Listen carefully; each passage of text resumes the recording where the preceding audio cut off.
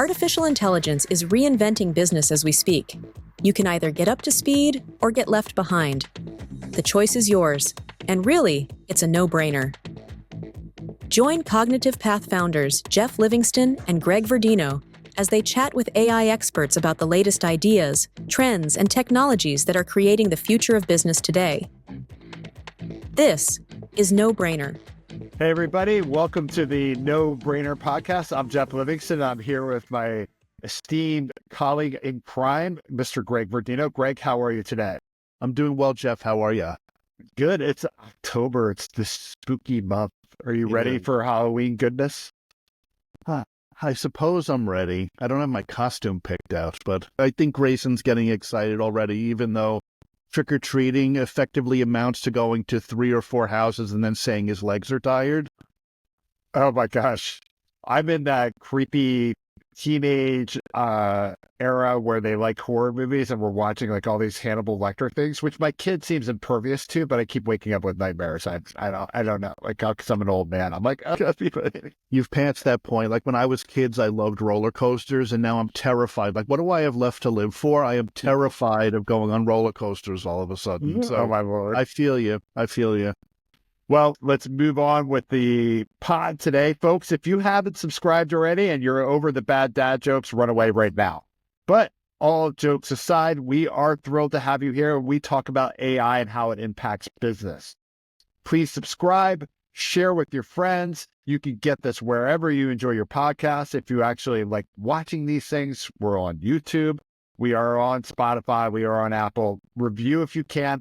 And do send feedback. We also want to thank our advertisers via the Marketing Podcast Network. And with that, Greg, we have a really special guest today. Who are we talking to? So we do. And I feel like we're going to need to change the name of the show because the only no-brainers are you and me. Our guests are getting smarter and smarter, and they are certainly much smarter than we are. So today we have with us Gam Dias. Now, I met Gam in Santiago, Chile. We shared a pisco sour. We also shared the stage at a conference hosted by Seminarium, which is a big conference organizer down there on marketing and sales leadership in the age of AI. So I got to hear some of his good thinking. We hit it off. We built a bit of a long-distance friendship, and we're happy to have him with us today. Gam is product specialist with a company called Hubbl Technologies, which I'm sure I will botch what they do exactly, but I will say they are reinventing business intelligence for the age of AI.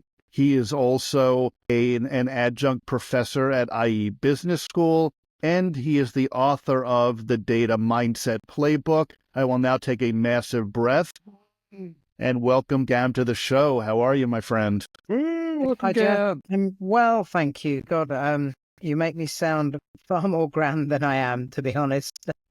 I'm shooting from the hip here today.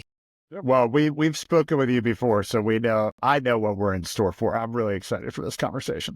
Yeah, I think it's going to be a good one. And I guess that makes it a good time to dive into the conversation. So there was a study, I believe it came out last week, maybe it was a week before, from Gartner. And it was about consumer perceptions around the use of generative AI. One of the findings that jumped out at me was consumers are, I would say, cautiously optimistic about the potential for Gen AI to deal with, help them deal with, let's say, drudgery. I think that was actually the word in the chart I looked at, drudgery. And it listed a whole bunch of ways that they would and wouldn't like to, interact with or use generative AI. And one of the most interesting things to me was in this long list of things, I think the question was essentially whether they believe humans are better or AI would be better. Dead last for AI would be better. Dead last was customer service. And that caused me to go back and look at some other Gartner reports where there was one, for example, that showed 64% of consumers would prefer the companies they do business with to not use Gen AI for customer service. And 53% said they would switch companies, like switch providers, if they found out their, whatever company they were doing business with was using Gen AI, which is a long way to say customer service among many other things, but appears to be one of generative AI's poster child use cases. And it leads me to question, are companies getting it wrong? Are they automating the wrong thing, this interface with the customer? And I'd love to jump in there and hear your perspectives. Well, yeah, you unpacked a lot of stats there. I haven't read the report, to be honest, but Gartner also said that they've been surveying customers for the last surveying companies for the last 7 or 8 years. And they've been saying, yeah, we're like 20% of us or 40% of us are going to be putting AI projects in. Apparently, the reality is it's about 5%. So we're on the hype cycle. We're on the hype roller coaster, to be honest here. So the second thing is, there is so much hype around AI now.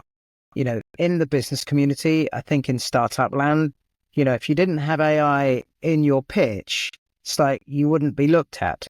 And so now everybody is convinced that everybody else is doing AI. I'm sure somebody is talking about the teenage sex thing, meme, but, everybody has been doing it. Don't say that, Gam.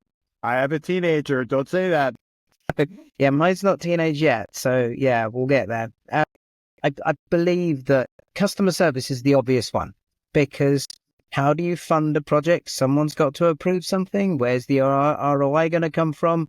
Great. The easy thing, I'm going to save labor costs. I'm going to reduce my call handle time by 50%, the average call handle time. I'm going to be able to lay off some staff. It's going to be fantastic. And I'm going to pay for all of these AI projects with the headcount budget. So it's so funny to me, and I don't mean to interrupt, but I mean, if you guys think about this, this is the classic problem with business, which is we don't value our customers, right? We just look at them as cattle that come in the door and, come in, cattle, we'll slaughter you, and then you can leave. I mean, that's a horrible analogy, but still, I mean, it really does kind of betray this attitude of, we don't care about you as humans. We don't value you as long-term investments for our brand that are part of our larger ecosystem, right? That old Nordstrom attitude of customer service comes first, 100%. REI is another brand that's like that, these classic retail brands. If we're so quick to automate the customer right out of our daily interactions, I mean, really, what does it say for the future of business if that's our mental approach towards AI? I'm sorry, Gam, go ahead. Don't worry, we're going to digress. Our digressions are going to digress as well, because it reminds me of when I first came to live in the US. I moved from England to Salt Lake City, and I'd come for a really short visit and ended up staying far longer than I thought I would, and I didn't have enough socks. And my colleague took me to Nordstrom. I said, you won't go wrong here. And I got to Nordstrom, and this was in the 90s. And, I got shown some socks, and it was like, crap, $10 a pair of socks. These weren't quite in my budget. And the assistant at Nordstrom said, listen, I understand what you're doing. You know what? There's a sock shop down the aisle. Go down there. You'll get what you need. I went there. I bought socks, and I have been a loyal Nordstrom customer ever since. And AI will never bend a rule like that. And I think that's my point. AI, we might be able to feign empathy with AI. I'm going to predict type of words that my customer wants to hear, and I'm going to deliver those. But do they come with compassion? And I was kind of juggling with what is empathy, what is compassion? And compassion is a genuine desire to help. Right. Comes from the heart or the soul. So we recently had a family bereavement in the UK, and I was in England. I'm sorry for your loss. Thank you. It was okay, but there was a strange experience in the middle of it where, I was staying longer than I expected. I had to extend my rental car. I couldn't find a human to speak to because when I went online, it didn't recognize my rental number. I went online. I finally found a human after 30 minutes of looking where I could have been comforting my family. I ended up spending time hunting to speak to somebody. Finally got through to Hector. And I remember his name is stuck in my head because I explained the situation to him. I was so frustrated. And he just said, don't worry, we got you. And it didn't really matter what he did at that point. I knew he wanted to help. And the AI could say, hey, we got you, but it wouldn't mean a thing. The fact that Hector got it, and he did sort it out, but sometimes you need a human. And to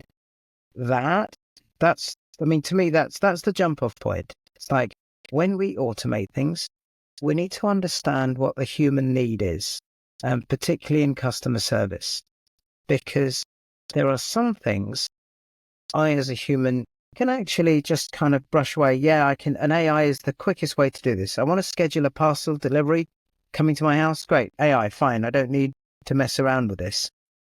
If I'm looking for a relationship counselor, I don't really want to be talking to an AI that's never been dumped, an AI that's never experienced the joy of love. Right. But then there's also a case for a combo. If I'm calling up an emergency service and I've got some horrible emergency going on the house, I want to speak to a human, but I sure as hell want to make sure that that human has some AI behind them that is going to help them be fast. So I think we should be putting in AI everywhere we can because it helps. But I think we need to be ultra careful about the customer experience. I'll pause, but so I'm sure I can let you get some words in edgeways. No, absolutely. And, I often say, and I'm sure I've stolen it from somebody, but I always take full 100% credit for it. But, when I'm giving a speech or whatever, I'll often toss out the line that in an age when anything can be automated, the last few things that can't or shouldn't be automated are the things that will provide the true differentiation for your business. And that those are the things that are fundamentally human. And, I think, I'd love to hear your perspective on why it seems organizations are so quick to automate away that last line of defense, that, last connection to the consumer. And obviously it's been going on for years, right?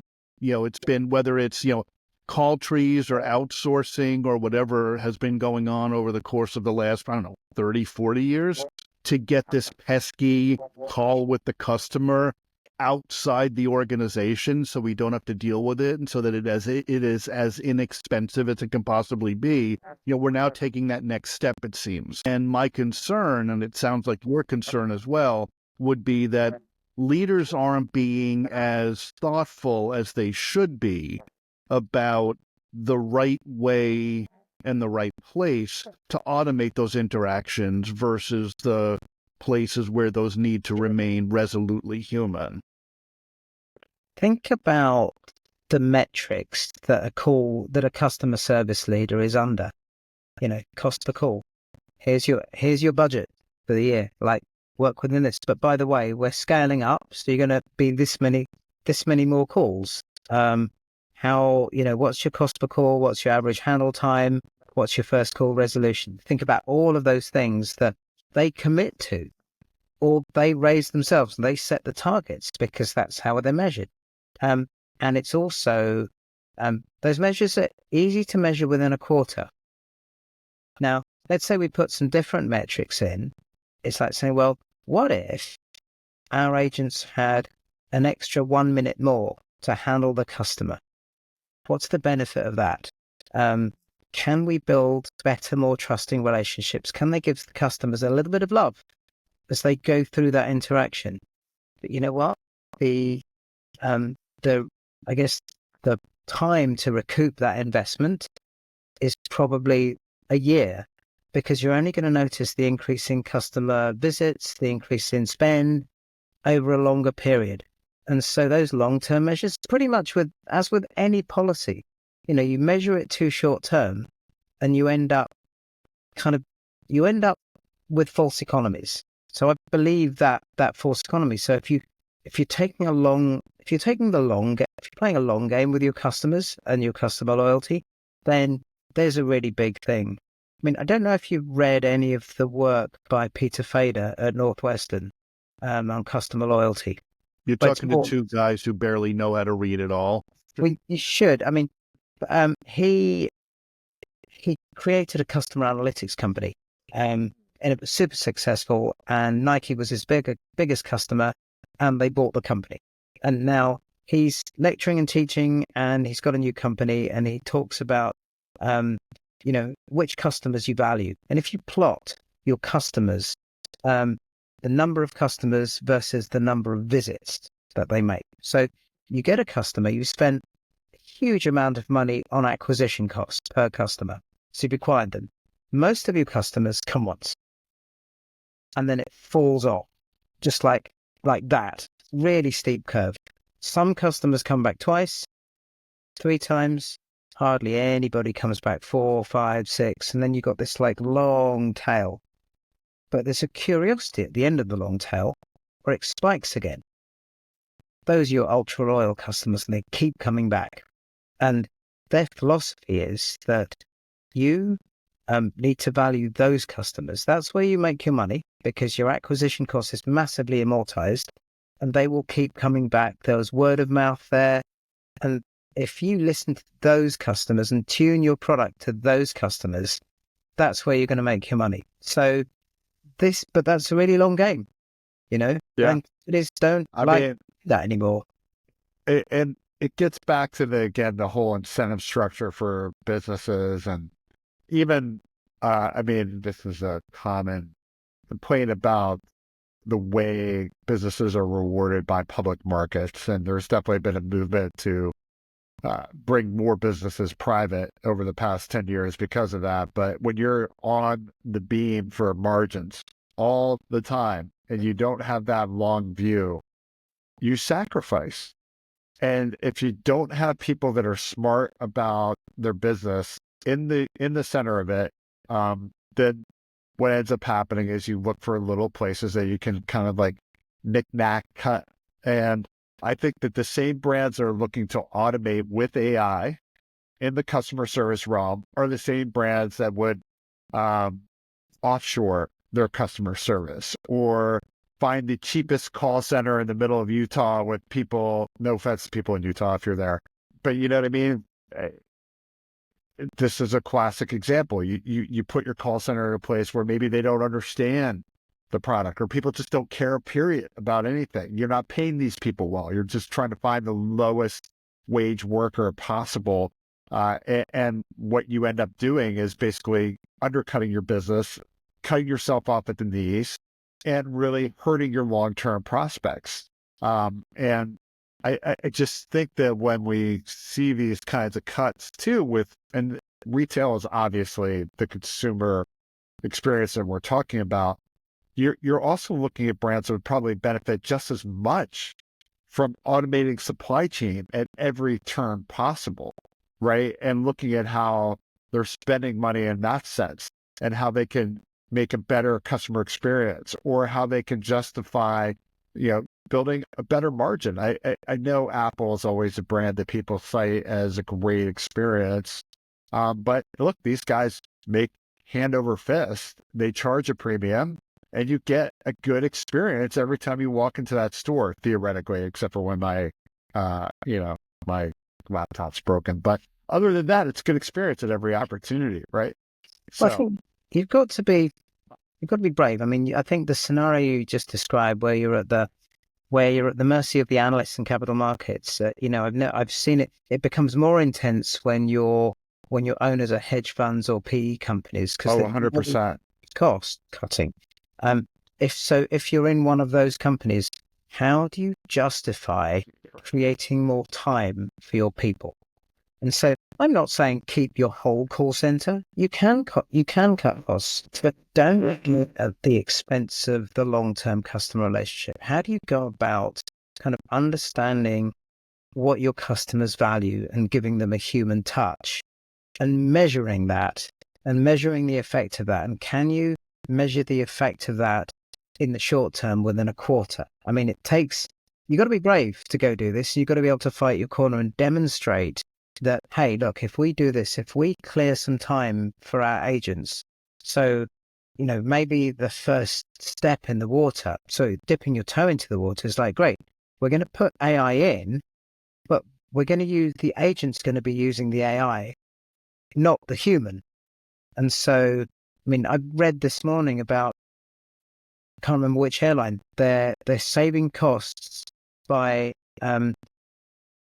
putting their gate allocation system to AI rather than having air traffic controllers do it. And so the air traffic controller is still able to talk to the pilots, and the AI is just working in the background, and it's saving millions of gallons of fuel. And so that kind of thing, having AI behind the agent, it gives the agent more time to talk and build a relationship, and it gives the better experience all round. And I think that's kind of a good halfway house. And you don't need to get rid of everybody in your call center and risk upsetting your customers. Yeah, it makes a lot of sense. There still seems to be a friction, though, for I think a lot of leaders as they're making these decisions, where even what you described translates into, oh, we can cut heads. And look, that's ultimately a business decision for the leader to make, right? I'm in no position to tell, some head of a call center or a CEO of an insurance company, let's say, keep all your people on, despite this massive investment you've made in AI, right? But, each will make their own decision. But there doesn't seem to be, in my experience, and tell me if I'm wrong, enough thinking around how we make sure that the people who do remain in the organization are empowered to do more, to kind of work above their pay grade, so to speak, to upskill and reskill, to take on more valuable work. What do you think needs to happen at a leadership level from a sort of mind shift perspective to make that a more common, I guess, human capital strategy, as opposed to put in AI, get rid of the people? So, yeah, I think it's a question of, the latent, I guess, the latitude that an employee has to work with. So here's an example for you. My mum in the UK, she's a pensioner, and she has a government issued bus pass. She doesn't carry the bus pass because all the bus drivers know her. Now, that is a non-automated process now. But what if there was an AI process? They would make sure that this bus pass was carried before they let in. So, but what we've got is a bus driver who's been trusted with letting people on and off the bus, and it's a trust thing. And so, we're taking the humanity out of it. And so, if we employ humans and we treat them like machines, they have no latitude or flexibility to make a decision.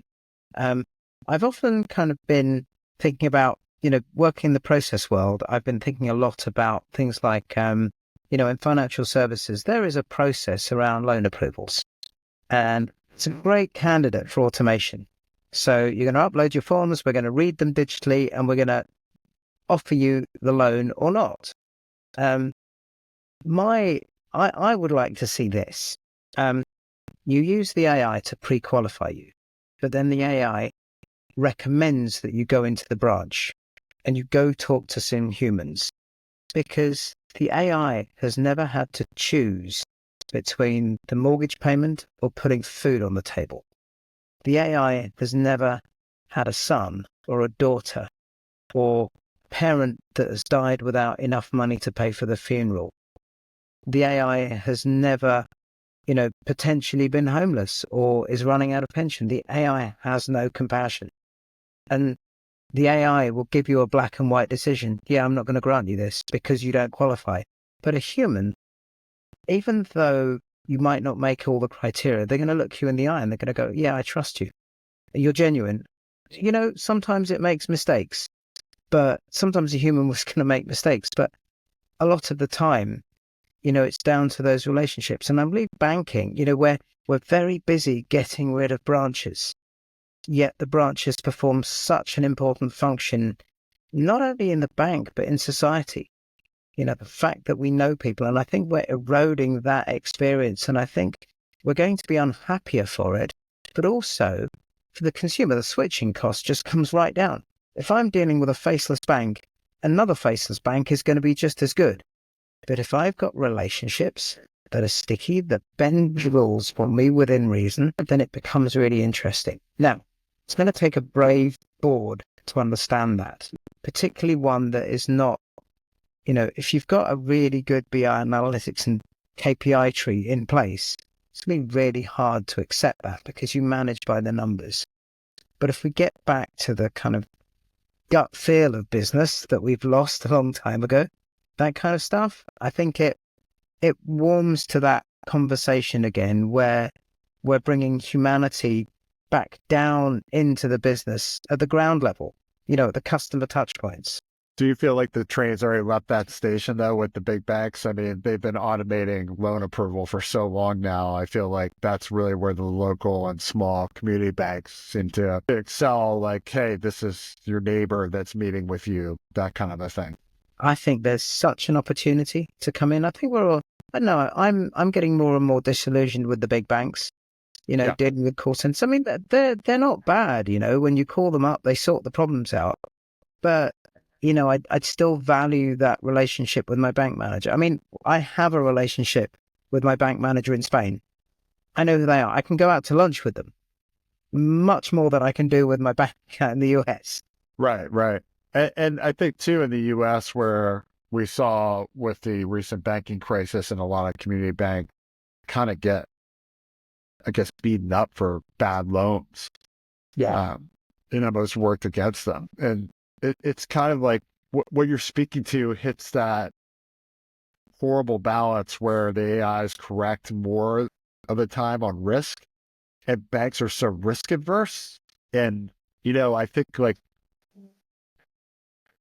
where's that fine line, where you go to the human for that decision? Is there a gray zone, so to speak? And how do we find that gray zone so that it's not deferred automatically to an AI, regardless of the decision, that it's a human? Like, hey, the AI says it's a toss up. What do we do? Well, I mean, my analogy for that is augmented reality. And, I could walk down the road as a human and see stuff. And if things are coming up in my head-up display that will inform them. So, I'm walking down, and there's somebody, they look like they're in trouble. I don't know, whatever tag they're wearing is showing up. Oh yeah, look, they're epileptic. This is what you do. Here come the instructions. So I can be human, but I can be informed in the background with AI. And I think it would be great if those small organizations that understand relationships enable their people with AI to be like superhumans. I'm talking in fantasy land a little bit here. However, I think that, if you're in a call center, you're constantly being brought information about the customer you're talking to. This is where I think AI can really excel. Absolutely, right. Yeah. We're talking about AI essentially as a way to empower the human worker, right? Where the human worker retains, the sense of agency, autonomy, authority, and probably at the end of the day, in a perfect world, accountability, right? You can't just over rely on the AI and said the machine made the decision, but as a human, you remain accountable for the decisions that get made or the interactions that happen. And, it sounds I think at face value, like a reasonable proposition, right? The machine's in the right place and the humans in the right place, ultimately being better together. On that note, why don't we take a quick break, hear from some of our sponsors on the Marketing Podcast Network, and we'll be right back with more from Gam Dias. Hey, everybody. Welcome back to the No Brainer Podcast. We're here with Gam Dias talking about customer service and AI and human interactions and all those fun things and how they impact the business. During the break, Gam, we were talking a little bit about how there's almost this kind of mistaken approach of allowing the AI to drive, to become the autopilot as opposed to the co-pilot, so to speak, as we were talking about. What are your thoughts about making sure that the human has some accountability in the process? Big question. because I don't think anybody's nailed this one, because what we're doing is we're trying to pass off a lot of decision making to AI. And it's fine, in some circumstances, AI does perfectly well. Yet when you get to an edge case, we look for a human override. And even self-driving cars, you can spoof a self-driving car with a road sign with the wrong kind of codes printed on it, and the car will misread a stop sign for a speed limit sign. And so AI in a car can be spoofed. And if you remember the case of the cyclist in Arizona that got hit by an Uber, because the safety driver was looking at their phone. Right. And we don't. I mean, the other piece of it is we don't have a precedence for it. And so when the law was, it's not when the law, when the case was kind of decided in court, the outcome, blame was given equally to the driver, to Uber, to the pedestrian, just like to everybody, because they couldn't figure it out where the blame lay. So, the legal framework hasn't been in place yet. So I think if there's no legal framework for who it's coming. It's coming whether or not it's legislated. It's coming. That accountability will start to say, okay, well, we're going to, because there's good precedence law now, then we're going to blame the AI. So great, let's put all the responsibility in the AI. But I don't think that's the right thing. Well, it didn't happen this way, but if you remember, there was that Air Canada case not too long ago where somebody was looking to get a refund on their ticket because they purchased the ticket, they were traveling to a funeral, they went back to try to get the bereavement rate, and the AI chatbot told them, here's the process you follow to get your discount, refunded to you. And that was not the airline's policy. And the airline literally argued in court, the AI is its own separate legal entity, independent of our organization.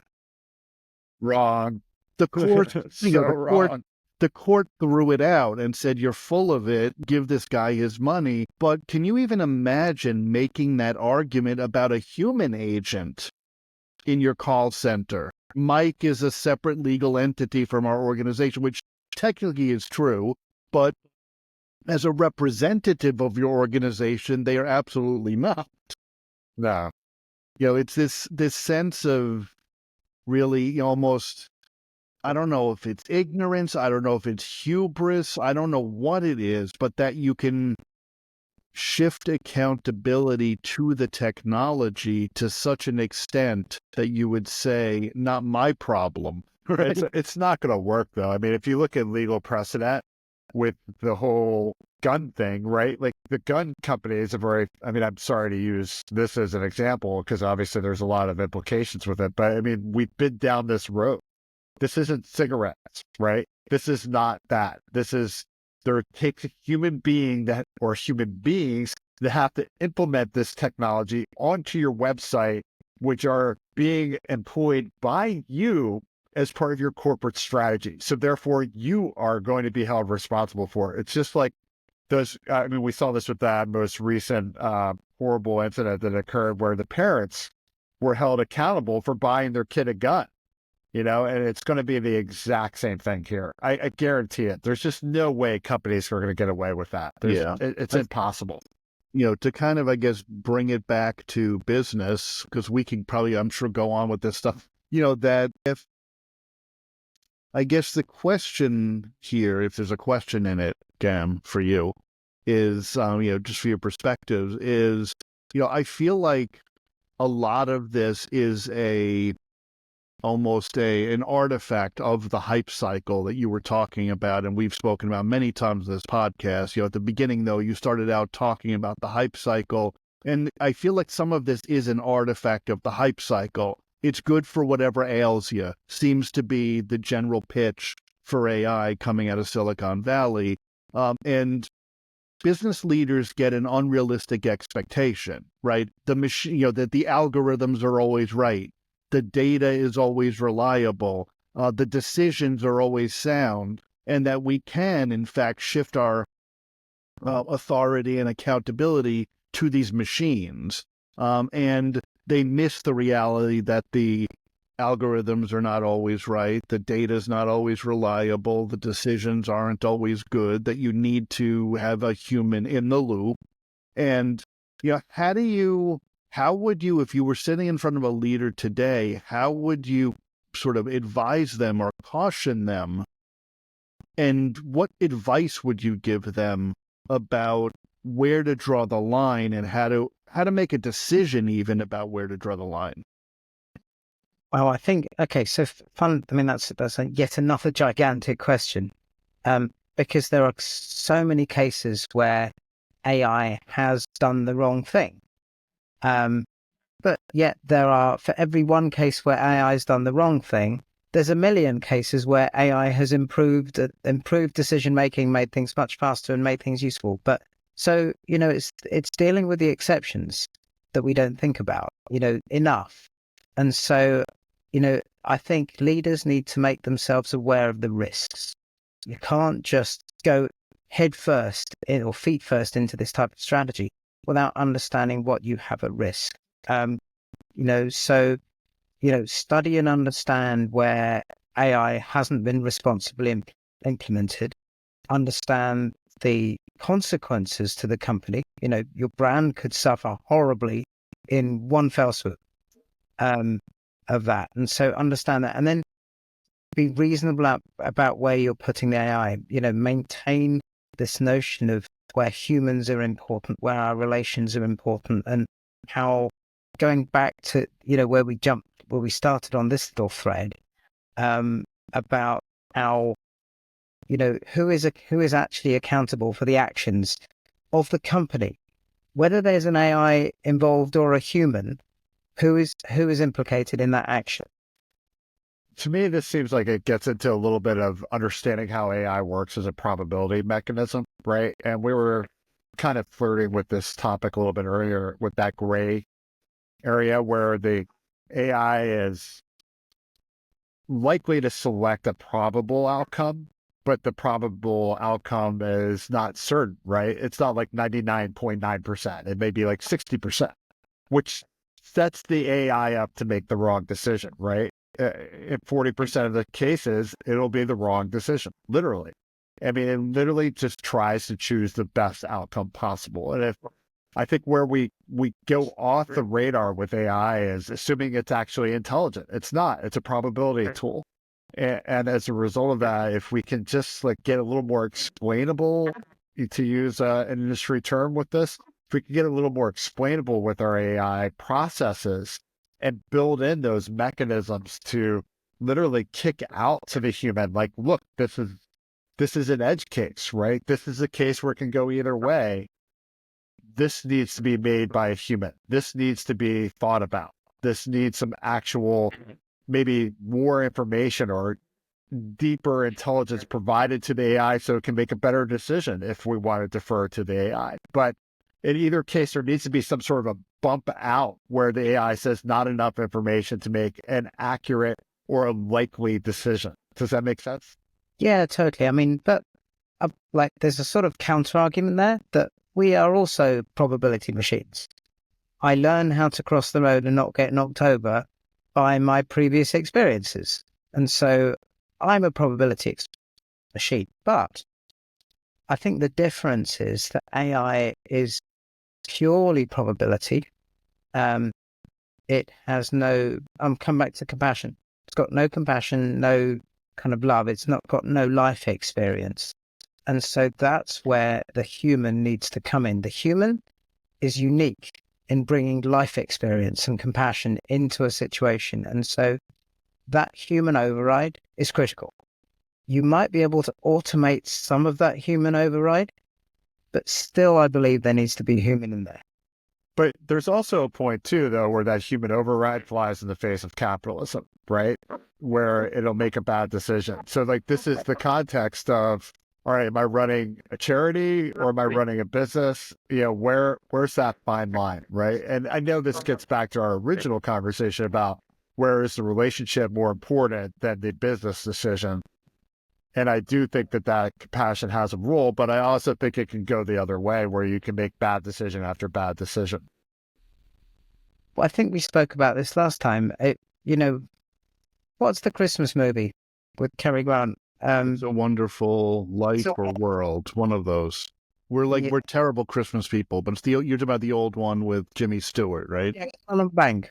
Yeah. That one. Yep. Because someone should remake that with AI decision making in place and see how that works. Scrooge, the AI. Yeah. So, Yeah. I mean, ultimately, yeah, there is a trade-off. But, I think if we pursue nothing but economic gain, then we're going to end up in some sort of hell if we're not on the way there already. But I think we got a taste for hell in this country. To some people, it tastes like chocolate ice cream. Oh, my Lord. God help us all. I think you're right, Gam. I do think you're right. Spinning the AI positively, I mean, there's so much benefit. AI does such a lot of things that humans can't do. I mean, I can't look through 1 million lung scans and spot signs of cancer. AI can do that. Can't deal, if I've got 1 million queries coming in a day and I need to offer help, I can't read and digest the Encyclopedia Britannica and regurgitate that at will. So there's lots of things that AI is really, really good at, and that's where we should be putting them for now until we work out, the legal implications, accountability implications, and where we insert humanity into things. It strikes me, we keep coming back to this tension between the sort of, I will say almost like a short-term mindset, right? That I can automate something right now and get an immediate cost savings, let's say. Automate a customer service representative's job and get rid of that representative and have an immediate cost savings versus the long-term implication of doing so. And, we've in this conversation been coming back to this idea of the long-term implications, positive implications of relationship effectively, right? Customer intimacy, customer love, relationship, lifetime value, things like that. I'm wondering how you kind of reconcile that tension for a leader who is, to Geoff's point, in our capitalist society, not that we're, kind of, anti or post-capitalist euphorians here, but, in our capitalist economy, it is the next earning call, this month's close, this week's goal, today's, whatever, number of calls you're going to handle. How do you reconcile that and get leaders to really recognize the importance of longer term thinking, that the benefits of AI very well may truly play out over the long term, and the implications of bad AI decisions may not hit you till a year down the road, but you need to keep that in mind, that we're not just playing for today. Yeah, this isn't new though, is it? This is this conversation is as old as, I don't know, computing really, as far as or automation or any kind of machinery. We've got to justify, what do we do tactically? What do we do strategically? Is it in our long-term interests? And if you can argue that, and irrespective of what technology we're talking about, but if you're a business leader that understands change, you understand, okay, so I'm going to create some projects that are politically useful for people. I'm going to talk to somebody's hot buttons, and we can put that in. We've also got to consider the long-term implications of this. So I think you've got to be, politically savvy in a business to understand which ones to do. But then as far as AI is concerned, I think, I don't see anybody that's gone, there's nobody that I know of that's way, way ahead in terms of implementing generative AI. No. So I think I think you're right about that. There's 3 types of projects. There's one where you as an organization are learning and building capabilities. And so what you're doing is you're looking for the low-hanging fruit projects that are not necessarily going to provide a huge benefit line, but they are going to be political leverage. So I'm looking at someone's specific problem. I'm going to be able to fix that within the capabilities, within the timeframes. And then there's this value creation set of projects. It's like, these are the ones that have a high tangible ROI. So it's like, put these in. Can I automate this piece? And I'm not necessarily automating the whole end-to-end customer experience. Maybe I'm just pulling out pieces of it and adding automation in. And then the third level is, what are we trying to do as a strategy? What's our growth strategy here? This is not just about cost cutting. How are we going to grow our customer base? And I think a lot of the organizations fail to, that they look at AI as this cost cutting vehicle, and they don't see it as, we can create whole new business models out of this. There are new products, services that we can offer to our existing customer base or based on our existing products that are very different. I think we went through this with kind of the idea of data products. We started offering pure data products and services to customers on the back of something else. And so I think those types of derivatives coming out of AI are going to be possible. So, it's three things, make somebody, push somebody, get somebody a promotion, deliver value to the business, and how are we going to fundamentally transform the business? We've got a good 2x2 for this. Right. And that's, to your point about a lot of these considerations and challenges and opportunities not being specific to AI, but to kind of tracking all the way back to really any technology applied to the business. It reminds me of the 10 or so years I spent banging my head against the corporate wall around digital transformation, right? Where many companies seemed more than satisfied to digitize the business, do the same things they've always done, a little bit better, a little bit faster, using more technology, but didn't actually embrace the truly transformative potential, thinking about new business models, new products, new service delivery models, new strategy. And the same thing is kind of happening here, right? That organizations are getting stuck on the easy stuff, the low-hanging fruit. And maybe that's where we are in the life cycle. But there are very few organizations leaping ahead and thinking about what is the truly transformative potential of this. I mean, a lot of organizations run hand to mouth. They're very operationally focused. They don't take the time to step back and go, they don't look at what's our new business model? And then, the Ubers and the Netflix and, whatever story, they'll just come in and eat your lunch and you didn't even realize. So how do we get, and this is, part of what we teach at the business school, how do we think differently? How do we ask different questions? I think, different answers, differentiating yourself comes from different answers, which comes from asking different questions. It's true.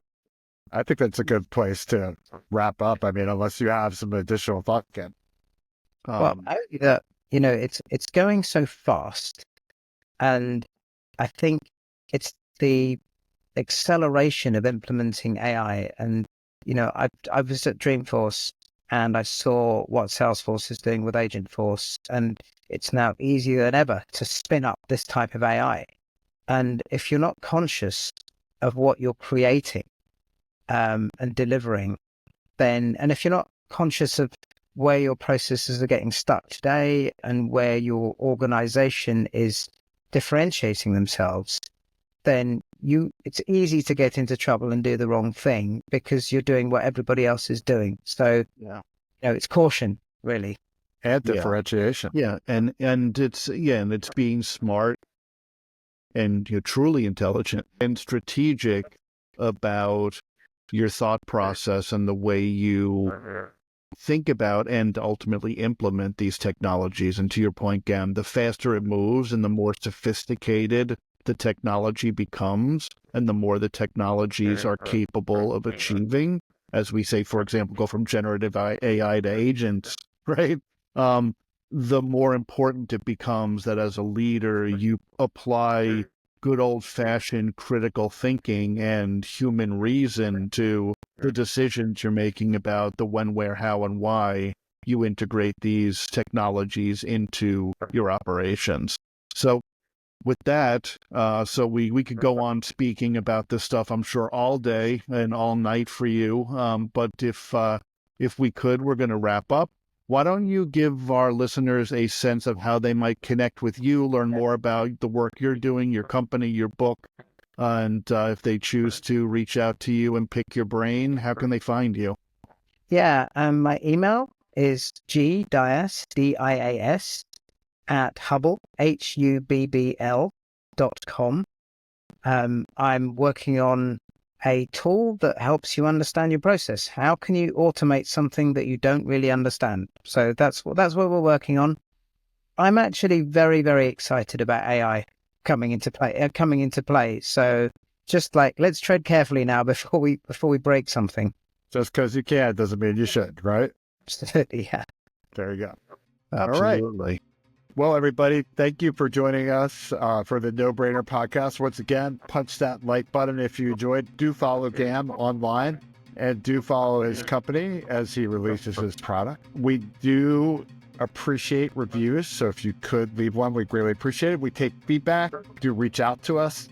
And, of course, subscribe to the podcast. It helps us a ton. With that, Greg, any other last words before we exit? I have no last words. We've had plenty of words this episode, and they've all been good ones, especially the ones from our friend and our guest, Gam. Hopefully we'll have you back at some point down the road. We've enjoyed the conversation. I'm sure our listeners have gotten a lot of value out of it, so we are looking forward to that. And for everybody listening, thank you, and we're looking forward to seeing you next time. Thank you, Gam.